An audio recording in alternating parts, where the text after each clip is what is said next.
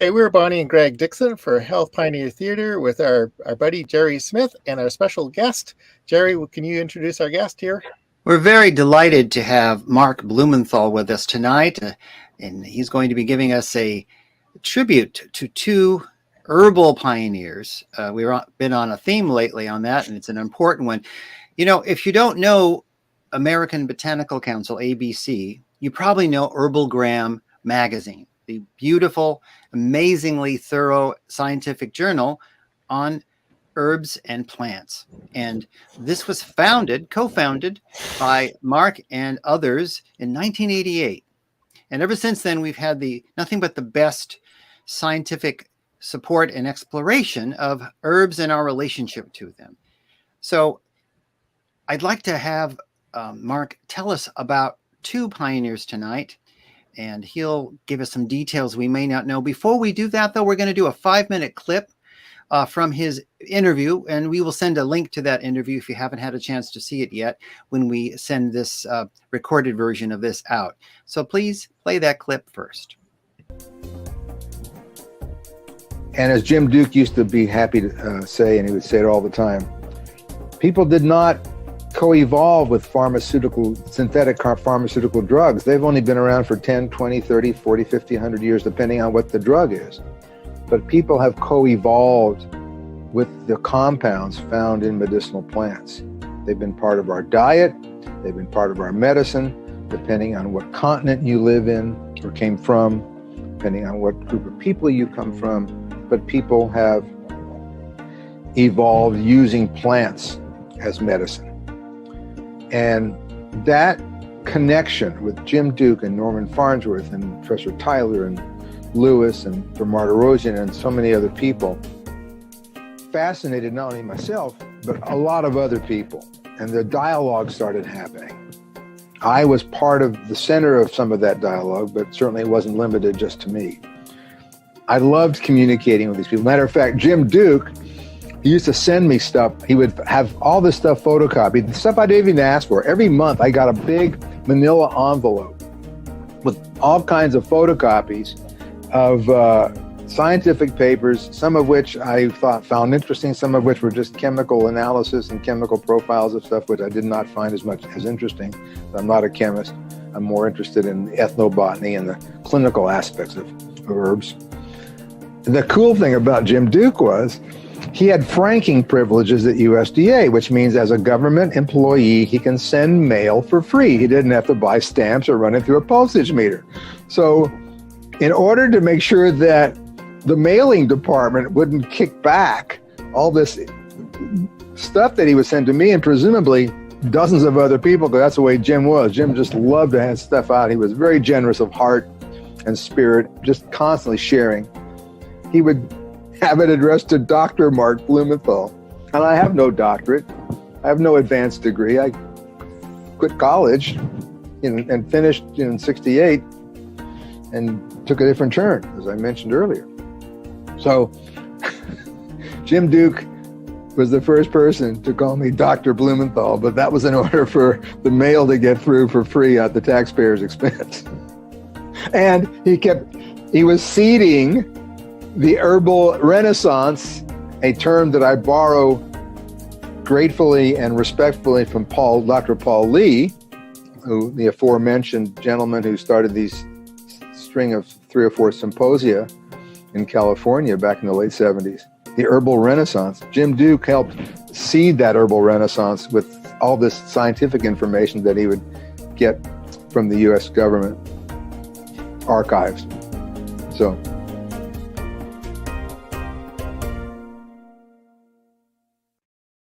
I want to take a side note here to honor some people who are some of my elders. Because in starting ABC, I went to 2 of my favorite elders, both of whom have passed. The famous botanist Jim Duke, James A. Duke, ethnobotanist who at that time was the leading medicinal plant expert in the entire U.S. government. He was in charge of medicinal plant research, such as it was at the United States Department of Agriculture. And the world famous Professor Norman R. Farnsworth, who's one of the great professors of pharmacognosy in the world at the University of Illinois at Chicago at the College of Pharmacy there. They helped me start ABC, and the three of us were the first three board members of ABC on November 1st, 1988. And about 4 years later, the fourth board member joined us, Professor Vero E. Tyler, professor of pharmacognosy at Purdue University and vice president of the university for 5 years. He was provost. And the day after he retired from the university, he joined the board of ABC. So ABC was founded not just by myself, but with the help and the goodwill and the door-opening capacity of these three silver-haired gentlemen who were my elders and my mentors in the area of ethnobotany and pharmacognosy, two of the major sciences that underpin the herbal medicine movement. Excellent. Well, Mark, before you begin to tell us about James Duke and also Stephen Foster, could you give us a little context on the meaning of pharmacogony and ethnobotany and who's who in our discussion tonight? Certainly. And just one minor point here. Actually, I started Herbalgram in 1983. With Rob McCaleb who worked at the laboratories at the time of Celestial Seasonings. And for 5 years, we published it for the Herb Research Foundation, which he and I started and he ran, and the American Herbal Products Association, which I was a co-founder, one of the founding board members. And APA right now, by the way, shout out to APA, the American Herbal Products Association, probably the leading herbal trade association in the world, or one of them anyway. APA is 40 years old this year in 2022. So it was 1982. We started Herbalgram as a newsletter because back then we didn't have internet. We didn't have email. It was print stuff out and send it in the mail. So the two questions. So we started Herbalgram in 83 and we started the American Botanical Council in 88 in order to take Herbalgram as a small newsletter and turn it into a journal magazine style, kind of like Scientific American. That was our vision. That was our goal. Scientific American is where we wanted to go. That look, where things were beautiful. There's color. There's graphics. Everything is correct, accurate. No typos or hardly any typos. and that's always been our, we had our best. I think our best compliment once a couple of years ago. Somebody sent us a check in the mail at Christmas time, and they said, my wife and I, we recycle all of our magazines except for two, National Geographic and Herbalgram. Okay, thank you so much for that. That was I can quit now. That's over. I got mentioned. Our publication got mentioned in the same breath with National Geographic. Okay, we've done it. Not really. We haven't done it. It's an uphill always. So what are we talking about when we say ethnobotany and pharmacognosy? Ethnobotany is the scientific study of how indigenous cultures utilize the plants in their area and or the plants that they trade for with other cultures that are not growing in their area, and how they use these plants for food, for fiber, for shelter, for color, for fragrance, for magic, ritual, and medicine. And it's particularly the medicinal uses that interested me and has interested me all these years. That's ethnobotany. Pharmacognosy is an original science in the pharmaceutical and pharmacy profession. Pharmacognosis, study of drugs. Pharmacognosy is the study of drugs that come from natural sources, usually plants, but they can also include animals.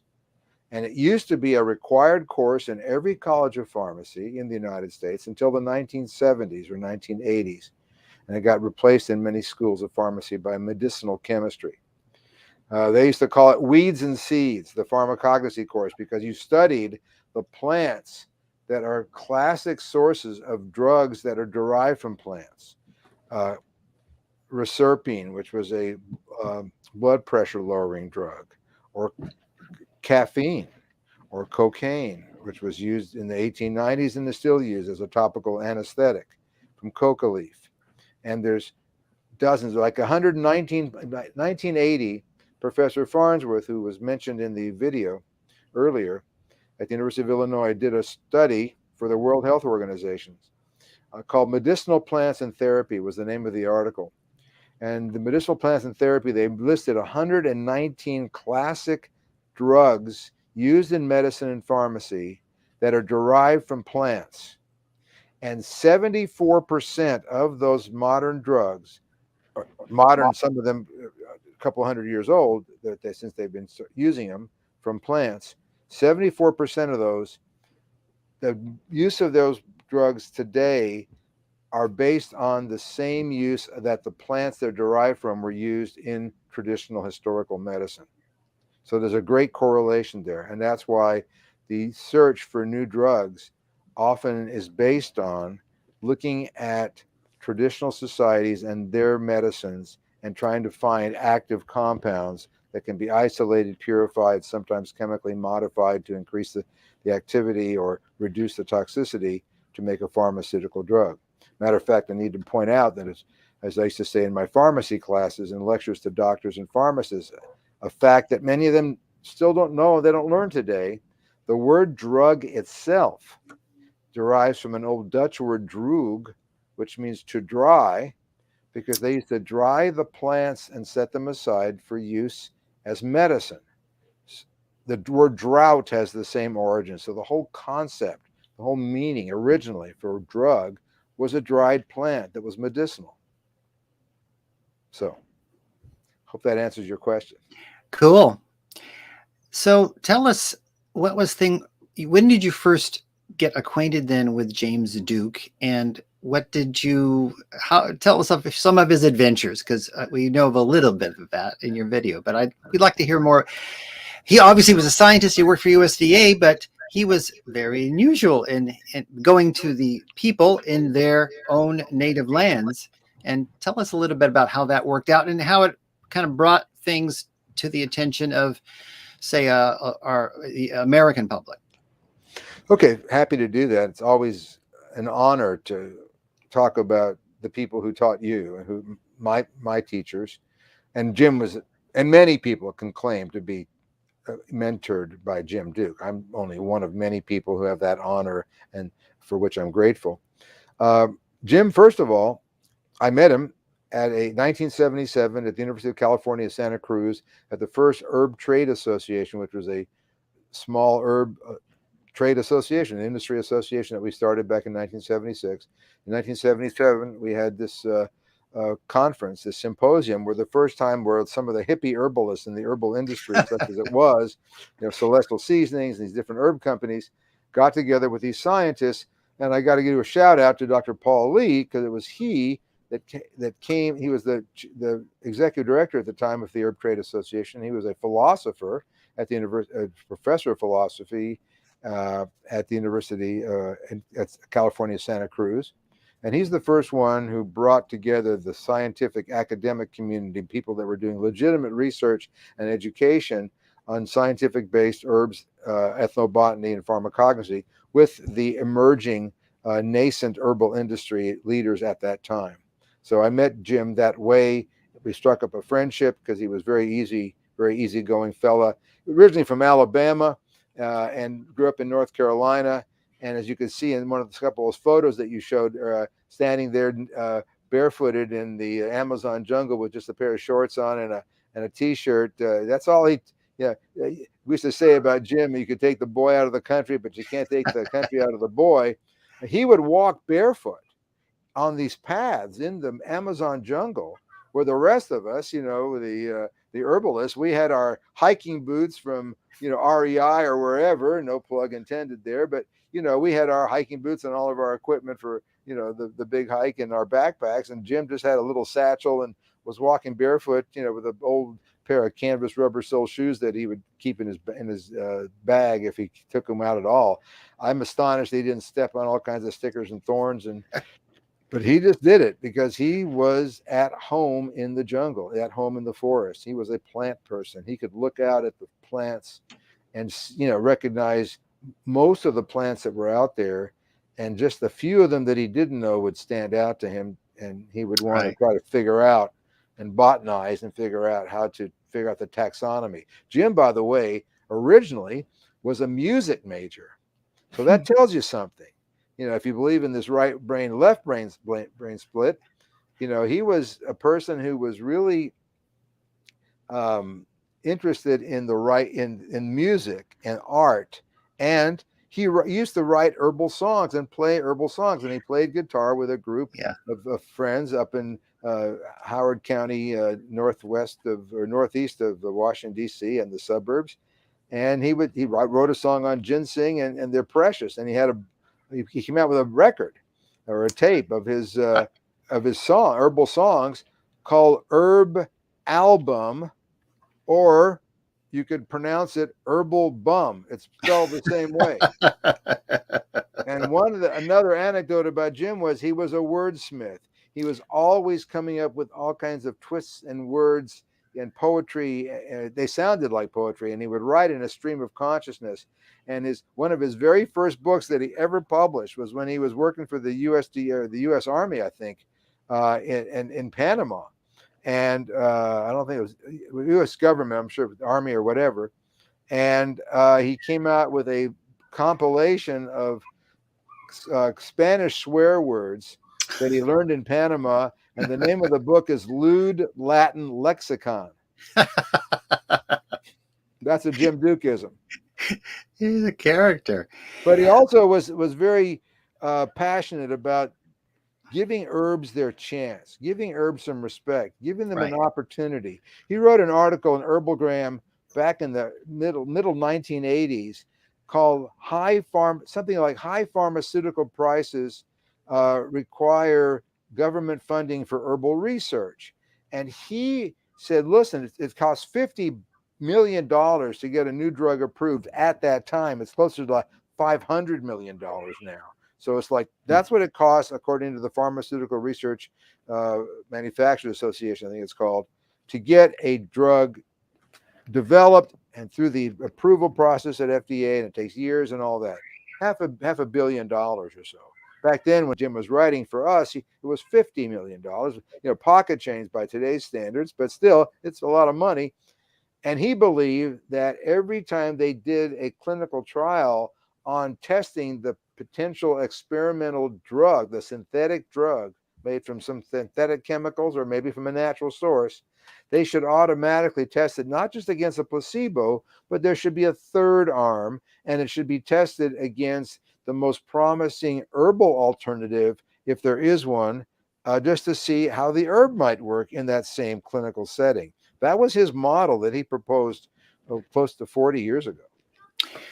Now, it occurs to me, is there an example of where Dr. Duke kind of endorsed something from obscurity to mainstream its safety and efficacy? Is there any examples that you can think of that? He was a big believer and supporter in early days of the Taxol. Taxol is a drug used for breast cancer, I believe, and several other types of cancers that originally came from the leaves of the North Pacific yew tree, the YEW yew tree. And it takes a lot of yew tree to extract to get, a little bit of Taxol pure compound, but that's what they did until they found other ways to develop it chemically, using natural sources, etc. But he was a big believer in Taxol and supported it because it made a lot of sense. The early research did. So, but backing up from that, I'll tell you a little story about Jim that's interesting as part of his vita from cancer point of view. One of Jim's biggest jobs for the United States Department of Agriculture was working with the National Cancer Institute. And at that time, the National Cancer Institute had this compilation of herbs that was done by a man named Jonathan Hartwell. And Hartwell had published these articles that got compiled into a book called Plants Against Cancer or Plants for Cancer, something like that. And what he did is he scrupulously collected and curated all this information from around the world on any folk or ethnobotanical reputation that a plant had for use externally or internally as a tea or whatever for some kind of cancer. Even it had no science, but it was folk medicine. It had a reputation. And the National Cancer Institute was trying to find, they were going to screen these plants to look for compounds and then run them through these different pharmacological tests to see if any of those compounds that could get hits, they call it, compounds that could have anti-tumor properties. So Jim Duke went around the world collecting samples of those plants listed in Hartwell's huge inventory of plants that have historically and traditionally been used for cancer, even though there may not be any scientific data at that time. We're talking 1960s here. Wow. 1950s. So that was an incredible thing, because that's how Jim got to see the world, under the U.S. taxpayers' expense, working for the National Cancer Institute and the USDA. What was Jim's favorite herbs, like on an everyday basis or weekly basis? Did anything pop to mind? Well, peppermint was one of his favorites, because he would always, talk about creme de menthe. Creme de menthe which is a wonderful liqueur. He was always talking about using creme de menthe, but he had a whole bunch of stuff. I mean, he would find all kinds of herbs that are used as spices. He would use anything and everything. Jim was very eclectic. He would borrow from here and borrow from there and use all kinds of stuff and make chemical cocktails. As a matter of fact, Jim was one of the people that turned me on, and a lot of other people, onto the concept that when you're making an herbal tea, when you're making coffee, you're making a chemical cocktail from a plant, extracting it with using water if you're making a tea, or later on if you're using alcohol. And this whole idea of the synergy of all these chemicals that are available if they're water soluble into a tea was something that Jim used to love to talk about. He had, I don't know, several hundred or more herbs in his garden. He had a 6-acre place in Fulton, Maryland, called Herbal Vineyards. Huh. That's, always looking for the right word. Yeah. And Jim was the kind of guy that would stop and put almost anything in his mouth and taste it just to see what it was like. Just because he loved plants, and he was if he cut, he would bleed green. he had chlorophyll in his brains. Well, he had a couple in a series of books referred to as Green Pharmacy, which I think is talk about coining, right? If he had anything to do with that anyway, a great concept. And do you think that his influence, his steady influence, helped Americans be more open to that as kind of first tier exploration on their health concerns? Do you think? Absolutely. And by the way, Green Pharmacy was spelled with an F. Pharmacy, right? Right. And he would also, he had a database at the USDA that he called Father Nature's Pharmacy, by the way. So that was like a big database, and he would compile everything he could find. He wrote a book that was published by Rodale Press. And Rodale had huge circulation, as we know, because of Organic Farming and Gardening and Prevention Magazine. I mean, they were just really had a huge mailing list of probably several millions. And I think they probably sold, I'm guessing, because it's hard for me to remember at this point, maybe 500,000 copies of his book. I hope that's not too far off. That sounds about right. Yeah. But in doing that, he reached a lot of people that way to demystify herbal medicine to people and make it more accessible. So to answer your question, yes, he was a great promoter of the whole idea of herbal medicine and the herbal renaissance, because he was coming from a scientific point of view. At the same time, he was able to communicate in a very down-home, folksy, accessible manner. People loved Jim. He had a wonderful personality. He had that Alabama drawl. Yeah, and he was just a real fun guy. He had no pretense. He was inherently and innately humble person and a great human being. Well, before we move to Stephen Foster, any other thoughts on Dr. Duke that you want to share? Well, there's so much to say. I mean, we would be down in the Amazon I was maybe on 8 or 10 trips with him in the Amazon, Belize, Costa Rica, South Africa, Kenya, and we would take pharmacists. We had a tour. We started a series of tours in 1994 called Pharmacy from the Rainforest, and we specialized in inviting pharmacists. Physicians were invited as well for continuing education credit, so pharmacists and doctors could get 12 hours credit for coming on a trip with us to the Amazon and to Machu Picchu up in the Peruvian Andes. And Jim would just start talking about this plant or that plant and tell us what drug was coming out of it. One of his favorite was curare, the vine in South America that they use. They use the extract of they take the curare and they use it in the blowguns, the dart poison, because they'll shoot it out of sloth through a blowgun, and that curare actually makes the animal. It affects the nervous system, and they can't hold on. It's a nerve relaxant, and the nerves let go, forces the muscles to let go, and the sloths fall out of the trees, and the natives come and take it and actually make dinner out of it. They made a drug out of it called D-tubocurarine. It's one of Jim's favorite stories of many. D-tubocurarine is the actual name of this drug that they used to use in pre-surgical muscle relaxants so they could cut through abdominal muscles more easily in abdominal surgery. But the name D-tubocurarine, the tubo comes from the fact that it was shot through arrows through these blowgun tubes. That was featured in an episode of MASH, using that in the Korean War, because it helped to finish the surgery without completely paralyzing somebody. So good story. Good story. Yeah. So what are your thoughts about your friend and colleague, Stephen Foster?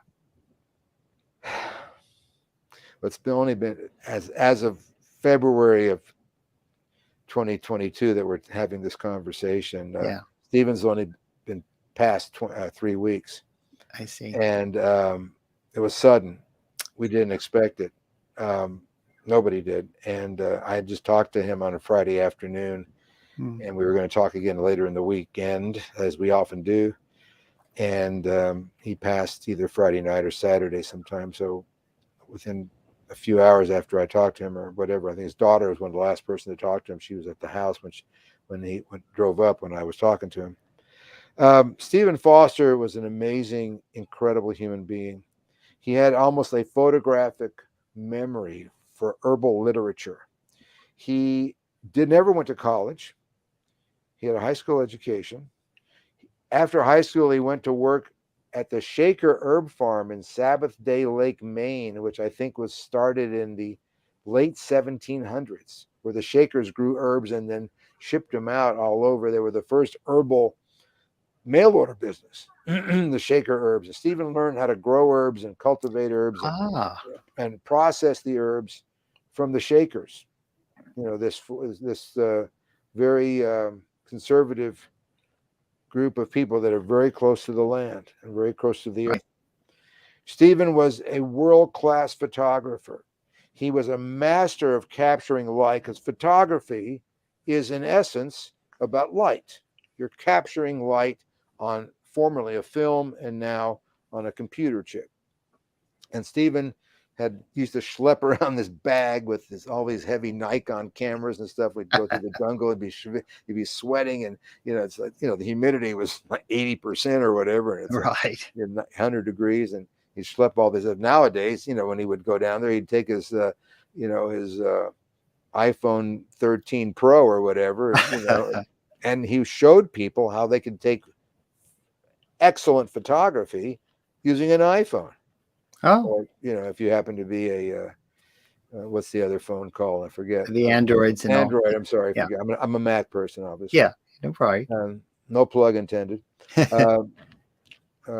So Stephen and his photography has appeared on 59 covers of Herbalgram, and every issue of Herbalgram since issue number 24, and we're about to send issue number 133 to the printer, and we're a quarterly. So it just tells you, for the last 30 some odd years, almost every issue of Herbalgram and every issue has had a Stephen Foster photo or 10 Stephen Foster photos or whatever. He was Yes. great. And his photos have appeared in books and in magazines and in corporate communications and advertising. And it's amazing that he really could get in close on photos. Stephen used to take photographs, and he would make a distinction between a photograph and a snapshot. And the term snapshot was not something that he would say respectfully at all. Uh-huh. And he would look at some magazines or whatever books, and first thing you do is critique if they had photography in it. Right. Critique the photography is very, the quality of it was often substandard.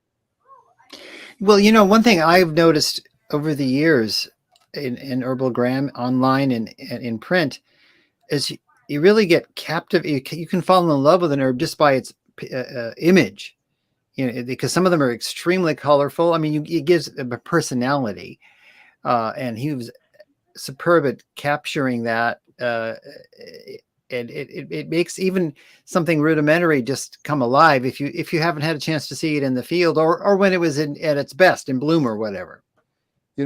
This weekend I was writing a tribute to Stephen that's going to be published in my Dear Reader column in Herbalgram, and I was kind of writing in a stream of consciousness, still going through a grief process, obviously, and I wrote that Stephen was really excellent at communicating the beauty and benefits of herbs. And I stopped, and I normally would have written the benefits and the beauty of herbs, because the benefits Yes. is something that ABC focuses on, because we not only focus on the rich and honoring the rich tradition from ethnobotany and traditional medicine, but we focus on the science that supports a lot of those benefits that people use them for.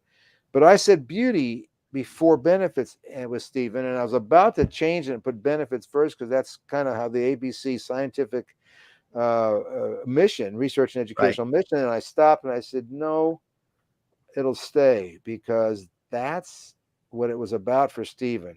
Certainly he wrote extensively and copiously. He authored or co-authored 21 books in his career. But he also took several 100,000 photographs, 150,000, something like that. And many of them are multiple photographs on the same herb, and he has them categorized by the proper Latin name, the scientific Latin binomial.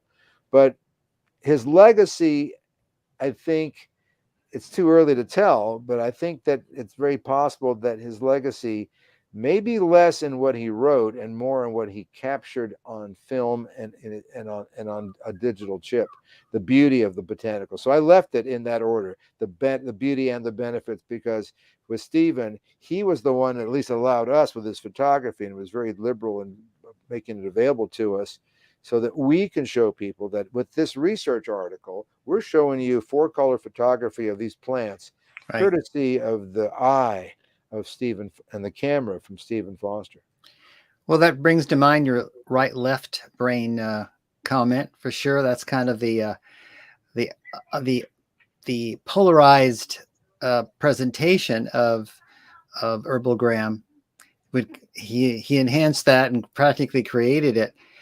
I think that many you mentioned about the consumers' communication to you about comparing to National Geographic, and that's got to be because of Stephen. So absolutely, and yes, and thank you, Jerry, because I missed that. But yes, I would definitely, if anybody's going to make a connection to ABC and call it the National Geographic of Herbs or the Scientific American of Herbs, aside from the extensive and time consuming peer review process that we go through, like a scientific journal, we publish like no other publication probably in the world that was scientifically referenced. And we have an article going to print this next week that's got 145 references.